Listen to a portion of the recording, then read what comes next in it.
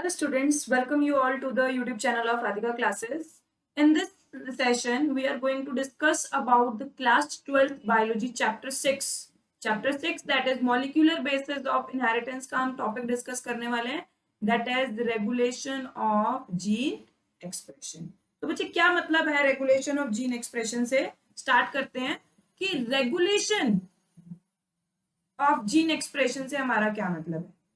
Regulation of gene expression से हमारा मतलब है बच्चे कि कोई भी जीन है, any gene can express at particular time जब उसकी रिक्वायरमेंट होगी. Whenever you require then gene will show its expression. मतलब क्या है मेरा यहाँ पे समझो बच्चे ध्यान से कि suppose there is a gene that breaks down lactose into a glucose or galactose. हमें पता है कि lactose is a disaccharide that is made up of glucose and galactose.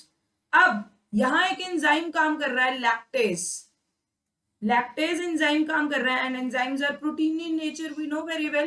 तो ये जो प्रोटीन है इसका कोई ना कोई जीन एक्सप्रेशन होगा कि लैक्टेज बनेगा कब, जब लैक्टोज मीडियम में होगा और उसको ग्लूकोज और गैलेक्टोज में ब्रेक करेगा. बट बच्चे अगर ये लैक्टोज ही मीडियम में नहीं है तो लैक्टेज की रिक्वायरमेंट नहीं है. Means the gene coding for this lactase protein enzyme will not show an expression. उसकी जरूरत नहीं है. मींस किसी भी जीन को एक्सप्रेस करने के लिए कोई कंट्रोल करना है हमें कि कोई भी जीन कंट्रोल कंडीशन में काम करती है. Whenever there is a requirement तब वो एक्सप्रेस करेगी.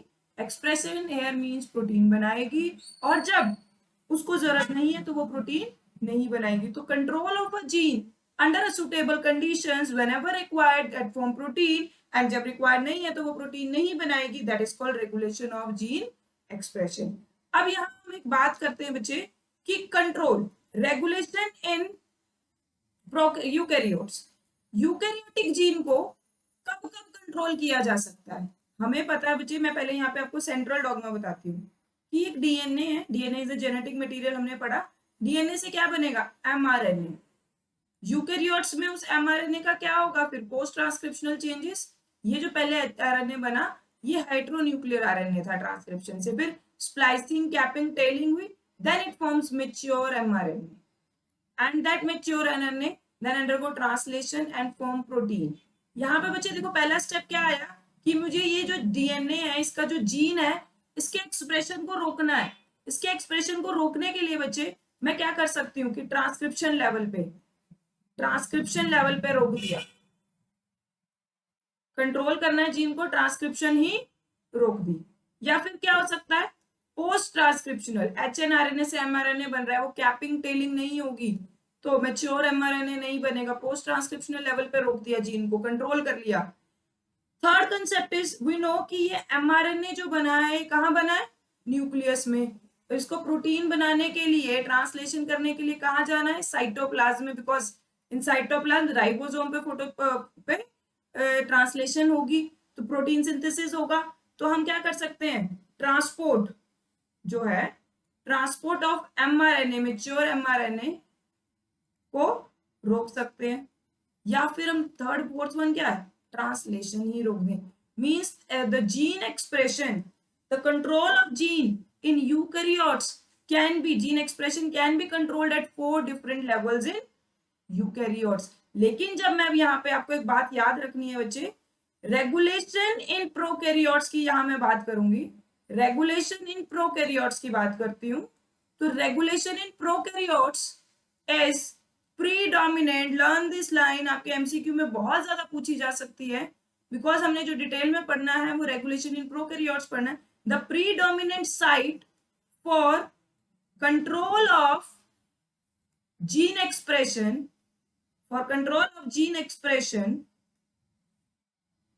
in prokaryotes is initiation of transcription.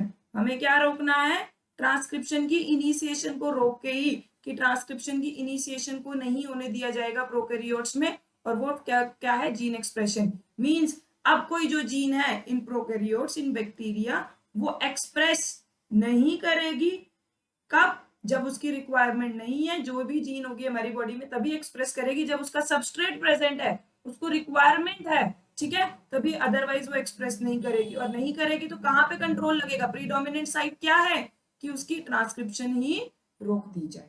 ठीक है बच्चे। सो अब हम पढ़ते हैं लैक ऑपेरोन। ऑपेरोन सिस्टम किसने दिया था? What is operon system?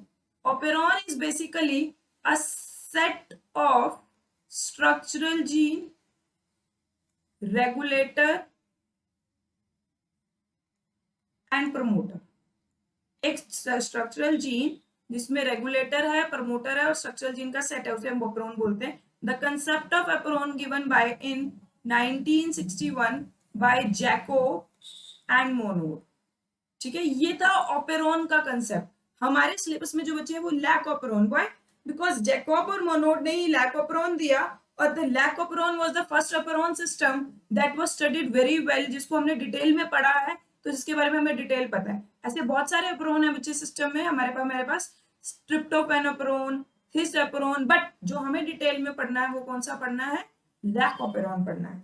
अब लैक ऑपेरोन की अगर मैं ऑपेरोन बना रही हूँ तो this is an operon of lac operon, जहां पे एक प्रमोटर है, प्रमोटर के बाद रेगुलेटर सीक्वेंस है, आई से डिनोट कर रहे हैं यहाँ पे हम, then again a promoter, and here it has 3 genes. Because ये जो लैक ऑपेरोन है बच्चे, ये प्रोकैरियोट की बात हो रही है। Lac operon works in prokaryotes, that is E coli. E coli में बात कर रहे हैं हम, और इकोलाई में जब बात कर रहे हैं हम इस लैक ऑपेरोन की, तो lac operon here means lactose. Lac operon यहाँ क्या मतलब है हमारा? इकोलाई। इकोलाई बैक्टीरिया है तो जीन कैसी होगी? पॉलीसिस्ट्रॉनिक, पॉलीसिस्ट्रॉनिक जीन होगी। ठीक है बच्चे, यहाँ पे जो ये जीन है वो कौन सी है? Lac Z, lac Y, lac Z lac operon की, तो जेड वाई एंड ए। ध्यान से सुनोगे इनके क्या फंक्शन है। सबसे पहले promoter, you know promoter is a site from where transcription start, और हम ये इकोलाई प्रोकैरियोट्स की बात कर रहे हैं, तो ऑपेरोन सिस्टम में जीन एक्सप्रेशन किस लेवल पे आएगा? At the initiation of transcription. और यहाँ आई बच्चे, I doesn't here means inducer, I specifies here inhibitor, I here means inhibitor, और ये जीन क्या है? This gene is called regulator gene, regulator gene that codes for the repressor protein, regulator gene that codes for the repressor protein। ठीक है, and operator, operator is a site where repressor bind, operator is a site where repressor binds. Now lac Z, ये Z gene किसको code कर रही है? Z gene codes for beta galactosidase. Beta galactosidase क्या करता है? बीटा गैलेक्टोसाइडेज क्या करता है? बीटा गैलेक्टोसाइडेज क्या करेगा? इसका सबस्ट्रेट क्या है? Lactose, that's why it is called lac operon. तभी हम कह रहे हैं लैकोपेरोन। इसका सबस्ट्रेट क्या है? Lac operon. It hydrolyses the lactose into the glucose and galactose. ये ग्लूकोज और गैलेक्टोज को, लैक्टोज को ग्लूकोज और गैलेक्टोज में ब्रेक कर देगा, क्योंकि एक डाइसेक्राइड है, 2 सब यूनिट्स का बना है, मोनोसेक्राइड्स में ब्रेक हो जाएगा glucose and galactose. And Y gene codes for permease, Y gene codes for permease that increases the permeability of beta galactosidase to the cell। Cell में बीटा गैलेक्टोसाइडेज की परमेबिलिटी कौन increase करेगा? जब तक beta galactosidase cell तक नहीं जाएगा, E coli cell तक, तो लैक्टोज को ब्रेक डाउन नहीं, तो परमेबिलिटी कौन देगा? Y gene. Then A gene codes for transacetylase, A gene codes for transacetylase. Transacetylase का जो फंक्शन है बच्चे अभी तक प्रॉपरली स्पेसिफाई नहीं हुआ है, बट इट इज सेड कि ये क्या करेगा? Helps in transfer of acetyl group, that is very very much necessary, ताकि बीटा गैलेक्टोसाइडेज और परमीएज काम कर सके। Means these 3 gene works together to convert lactose into a glucose और गैलेक्टोज। हमने क्या पढ़ा बच्चे कि लैक्टोज को ग्लूकोज और गैलेक्टोज में ब्रेक करने के लिए हमें 3 जीन चाहिए, that is Z gene, Y gene and A gene, and that Y Z gene is beta codes for beta galactosidase, Y codes for permease, and A codes for trans acetylase. Okay, so ये 3 gene है, लेकिन कब requirement कब है? जब whenever the lactose is present. अगर lactose ही medium में नहीं है तो इन 3 जीन को प्रोटीन बनाने का कोई मतलब नहीं है। तो इसी चीज को आप देखो समझते हैं, इसी चीज को समझते हैं। I have this lac operon with a promoter sequence. Here is a regulator gene. This is operator here. यहाँ पे ये P और P दो प्रमोटर नहीं है बच्चे, ध्यान रखोगे। This whole is a promoter sequence and within the promoter sequence there is a inhibitor gene or regulator gene. I here is inhibitor and it codes for the regulator gene क्योंकि ये repressor protein बनाएगा. Then is Z gene, Y gene and A gene. I think आपको अब ये clear है। जरा मुझे chat section में बताओ कि Z का, Y का और A का क्या क्या कौन कौन से प्रोटीन को ये कोड कर रहे हैं। Is it clear to you? Is it clear to you? Now अब होगा क्या, मैं केस क्या ले रही हूं, when lactose is absent in medium. ये वो बैक्टीरिया है, इकोलाई बैक्टीरिया को मैं ऐसे मीडियम में ग्रो कर रही हूं जहां पे लैक्टोज नहीं है। तो क्या होगा, inducer gene in sorry here the repressor gene will form a repressor mRNA. ये क्या बनेगा, repressor mRNA, and this repressor mRNA ultimately form repressor protein. It ultimately form repressor protein. Now this repressor protein get bind to the operator. यहां जाके ये bind हो जाएगा operator पे, ठीक है। ऑपरेटर पे बाइंड हो गया। अब क्या होगा अगर ये ऑपरेटर पे बाइंड हो जाएगा, बच्चे देखो यहाँ ऑपरेटर पे कोई चीज हर्डल बाइंड हो गया, एक हर्डल था जो यहाँ आके रुक गया।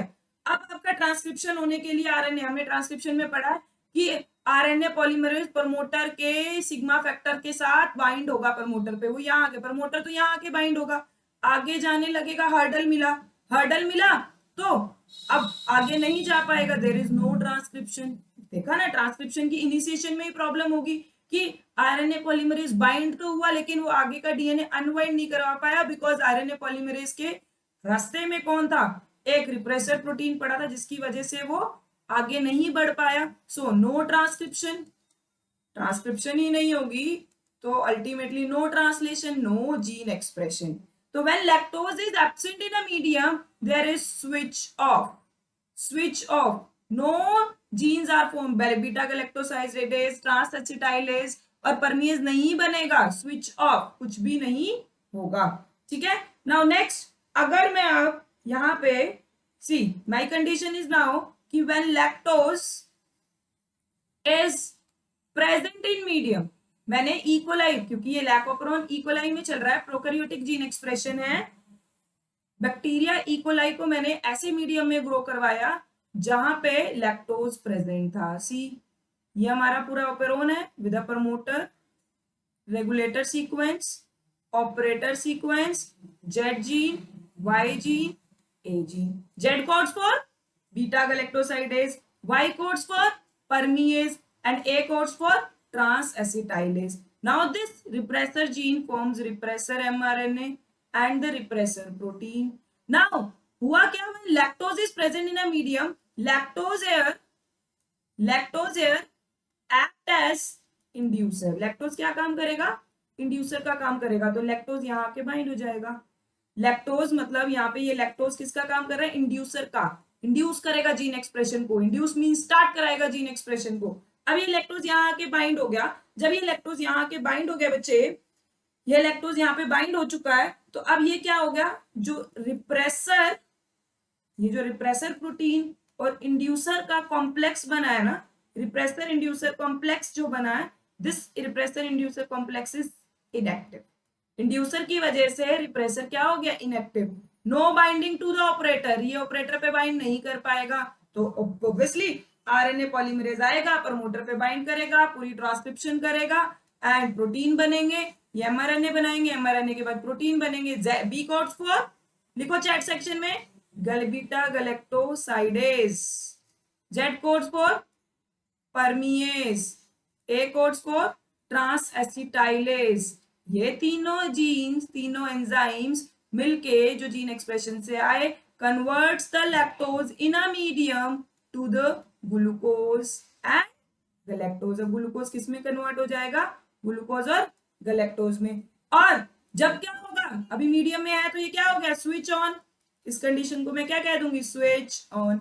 अभी क्या होगा? लैक्टोज खत्म हो जाएगा धीरे धीरे, बिकॉज लैक्टोज को तो ग्लूकोज और गैलेक्टोज में खत्म कर रहे हैं, कन्वर्ट कर रहे हैं, हाइड्रोलाइज कर रहे हैं। तो अब ये जो लैक्टोज है जब खत्म हो जाएगा सारा का सारा, ये वाला लैक्टोज भी यूटिलाइज हो जाएगा, तो फिर से वापस रिप्रेसर इंड्यूसर कॉम्प्लेक्स खत्म, सिर्फ रिप्रेसर प्रोटीन बचेगा, वो active, get bind to operator, वही जीन एक्सप्रेशन वापस से रुक जाएगा। Means in the presence of lactose in a medium means where the E. coli bacteria is grown, so whenever the lactose is present, the gene expression is on, switch on, and when lactose get finished, or we can say absent हो गया, खत्म हो गया lactose, तो क्या होगा? gene expression switch off। तो हुआ ना रेगुलेशन कि किस जीन की कब रिक्वायरमेंट है, ये उसके अकॉर्डिंग डिपेंड करता है, किस जीन का क्या रिक्वायरमेंट है, हम उस जीन के एक्सप्रेशन के अकॉर्डिंग करेंगे। Means when substrate is present, यहाँ क्या हुआ हमारे साथ कि जब सबस्ट्रेट प्रेजेंट था, ठीक है, तो स्विच ऑन, इसे हमने क्या कहा? Switch on. And when substrate ही नहीं था तो किसको ब्रेक करना है भाई? किसी को ब्रेक ही नहीं करना, तो सबस्ट्रेट नहीं था तो जीन को प्रोटीन बनाने की जरूरत नहीं थी, तो स्विच ऑफ हो गया। प्रोकैरियोट्स में स्विच ऑफ स्विच ऑन कहाँ होता है? कौन से लेवल पे? The predominant site is initiation of transcription, and in eukaryotes हमने 4 साइट्स डिस्कस की हैं कि हम ट्रांसक्रिप्शन को ब्लॉक कर लेवल पे रोक सकते हैं, पोस्ट ट्रांसक्रिप्शनल लेवल पे रोक सकते हैं, ट्रांसपोर्ट रोक सकते हैं एमआरएनए का इन द साइटोप्लाज्म, या फिर ट्रांसलेशन को ही रोक सकते हैं इन यूकैरियोट्स। और प्रोकैरियोट्स में इनिशिएशन ऑफ ट्रांसक्रिप्शन रोकी जाती है।